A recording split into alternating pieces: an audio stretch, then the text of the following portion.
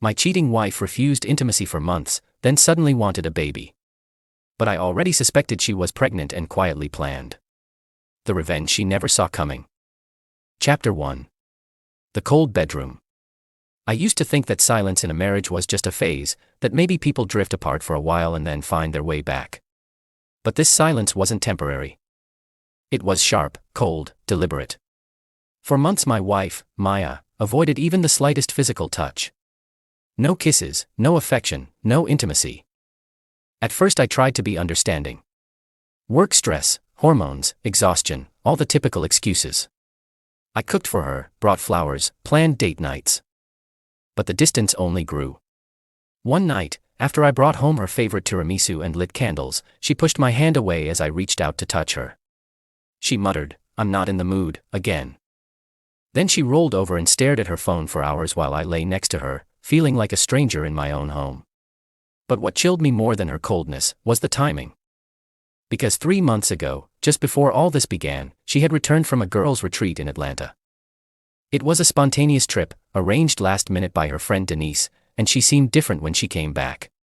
More guarded, more protective of her phone. And suddenly our bedroom turned into a wall of ice. I had suspicions. Every man does when things start to crumble. But nothing prepared me for what came next. One night, she sat across the table from me after dinner, her fingers nervously circling the rim of her glass. "I've been thinking," she began. I raised an eyebrow. "About what?" "I want to have a baby," she said, forcing a smile. "I think it's time." I nearly choked on my water. A baby. Now. After months of no intimacy, no warmth, and barely a real conversation. Something wasn't adding up. And worse, I had already noticed subtle changes. She had stopped drinking wine, she had an odd glow, and a few weeks earlier I saw her throw up quietly in the bathroom but denied anything was wrong when I asked. She wanted a baby, but I already had a gut-wrenching suspicion that she was pregnant, and it wasn't mine. I stared at her across the table, masking every emotion that screamed inside me. I smiled gently and replied, "You're right, maybe it is time." But in that moment I made a quiet vow to myself, I would find out everything, and when the truth came out, she wouldn't see my revenge coming. Chapter 2. The silent investigation begins. From the moment Maya said she wanted a baby, I knew she was trying to play me, either to pin the pregnancy on me or to distract me from discovering the truth. But I wasn't about to confront her with accusations and end up gaslit or painted as paranoid. If she was hiding something I needed proof, cold, undeniable proof. And I was going to get it quietly. First, I began with her phone habits. She had recently started taking her phone everywhere, even into the bathroom. It never left her side. The password had changed, notifications were silenced, it screamed secret, and that only fueled my determination. So I did something I never thought I'd do. I bought a tiny magnetic GPS tracker and placed it beneath her car's back bumper when she was out grocery shopping. It synced with my phone and let me see everywhere she went. The next day, Maya claimed she was working late due to backlogged accounting tasks at the firm. But according to the tracker, her car never went near the office. Instead, it was parked outside a suburban townhouse for over 3 hours. I cross-checked the address. It belonged to Martin Cooper, a junior sales manager who, coincidentally, had also attended the Atlanta girls' trip. He was single, tall, gym rat, and not once mentioned by Maya. That was clue number 1. Next, I ordered a discreet at-home paternity test kit online, just in case. I hadn't touched her in months, and if she was pregnant, the timeline would immediately expose everything. But the real confirmation came when I carefully installed a keystroke logger on our shared laptop. Maya barely used it anymore, but when she did, I saw enough. One night, while I pretended to be asleep, she typed out a message. "Don't worry. He has no clue. I'll tell him the baby is his. Once he believes it, we'll be fine. He's soft. He'll never fight back." She never sent the message, but she didn't have to. The damage was done. My suspicions were now facts. Maya was pregnant. The baby wasn't mine. And worst of all, she thought I was weak. I sat alone in the dark that night, the silence more deafening than ever. But I didn't feel sadness anymore. I felt focus. I began planning my revenge with the same precision I'd used as a former systems analyst. Quiet. Systematic. Untraceable. And it started by playing the part of the clueless husband, right until the trap was ready to snap. Chapter 3. I have a surprise, honey. A week later, Maya was practically glowing. Not in the sweet, innocent way you'd expect from a woman with joyful news. No. Her glow was laced with smugness, the kind that came from thinking she was in full control of everything. I came home to the smell of pasta and garlic bread. Candles were lit. Soft jazz played in the background. Maya stood in the kitchen, smiling like the world was perfect. Something was up. Dinner? I asked, pretending to be confused. Just felt like spoiling you, she replied. Sit. I have something to share. I sat across from her, forcing a tired smile and keeping my tone light. What's the occasion? She poured me a glass of wine, herself a glass of juice, another small clue. Then she dropped the bomb. I'm pregnant. She said softly, placing a hand over her stomach. I wanted to surprise you. I know things have been distant between us lately, but I want to fix that. I want us to have a family. She looked so convincing, like she truly believed her lies. Like she had rewritten the story in her head so many times that even she couldn't separate fact from fiction. I almost laughed, but instead, I stood up, walked around the table and knelt beside her. I placed my hand over hers, pretending to be overwhelmed with emotion.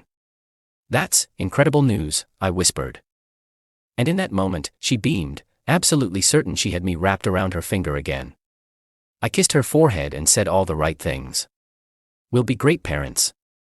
This is what we needed. Thank you for not giving up on us. But inside, I was calm, cold, calculating. What Maya didn't know was that I had already sent in the DNA sample from her prenatal vitamin bottle, collected carefully and discreetly from the trash can a few days earlier. What she didn't know was that I'd already contacted Martin Cooper under an alias, pretending to be a potential client. We'd scheduled a meeting. What she didn't know was that I had no intention of being part of this baby's life. And every intention of blowing her fake world apart. Her little performance at the dinner table was just another piece of the puzzle. And the more she performed, the more she gave me. By the end of the night, she was curled up beside me, dreaming her twisted dream. I stayed awake, staring at the ceiling and smiling, because the trap was almost ready. Chapter 4. The DNA envelope and the dinner invitation. It arrived on a Tuesday afternoon. A plain white envelope, no markings aside from the discreet lab logo in the corner.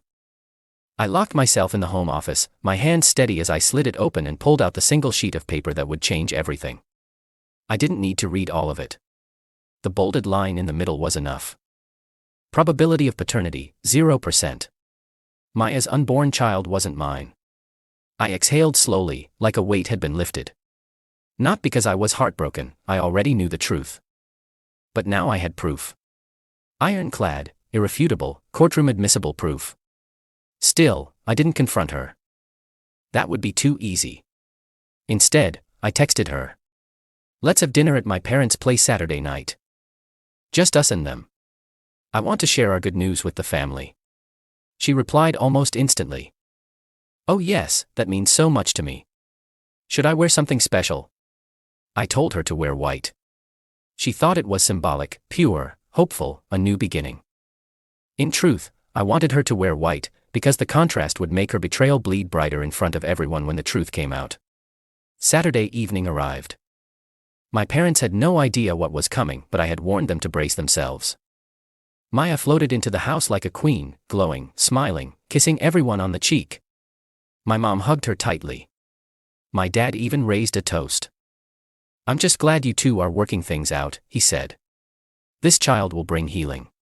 I gave Maya one last out, one last moment to come clean.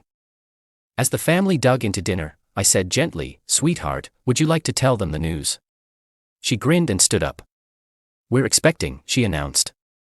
I'm about 9 weeks now, and we're both so excited. Cheers, applause, even a tear from my mother. Then I stood up and raised my own glass. I have an announcement too, I said, voice even. Just a small follow-up to Maya's beautiful reveal. I pulled out a second envelope and set it gently on the table. This is a DNA test from a certified lab. I had it done last week, because I had doubts. Maya froze. My dad lowered his fork.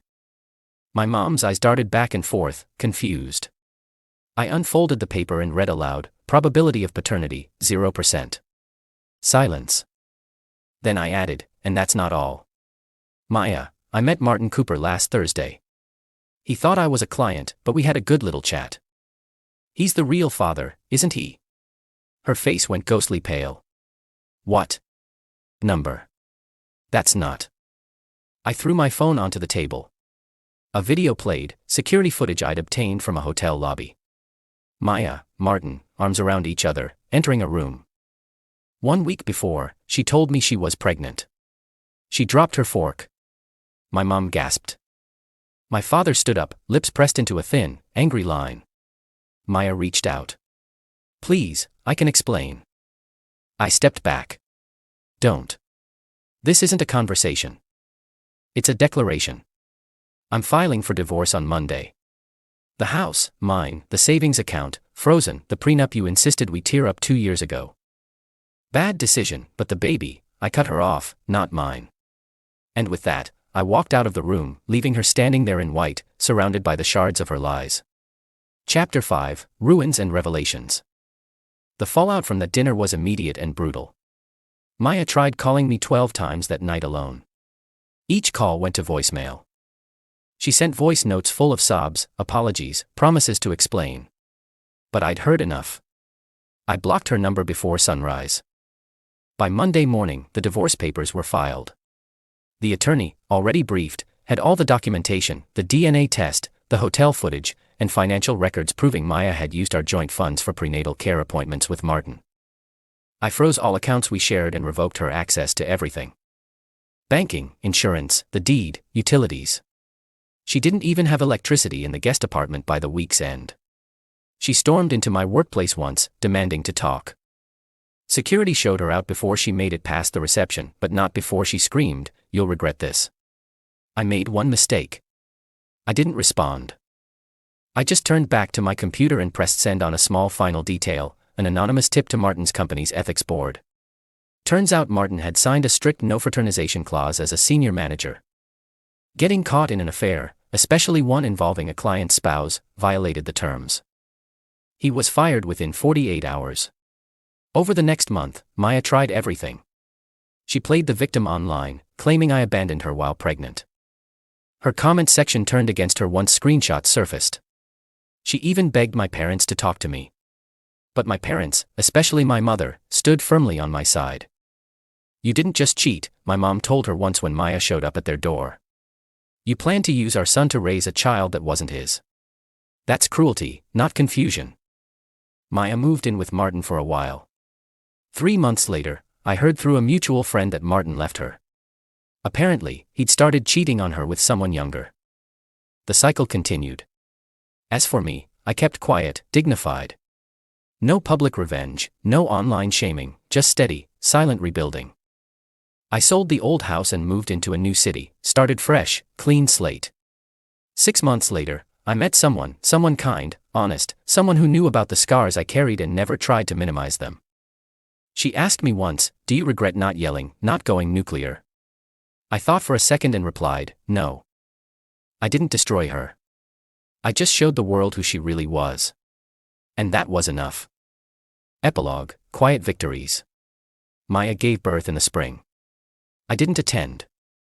She named the baby without my last name. The world kept spinning. My career thrived. I found love again. And whenever people ask me why I'm so calm, so measured, I just smile and say, because sometimes, silence is the loudest justice. Was this revenge perfectly justified? Or should the storm have raged harder? Drop your verdict below. I read every single one. Hit like if you crave justice and share this story with someone who needs its fire.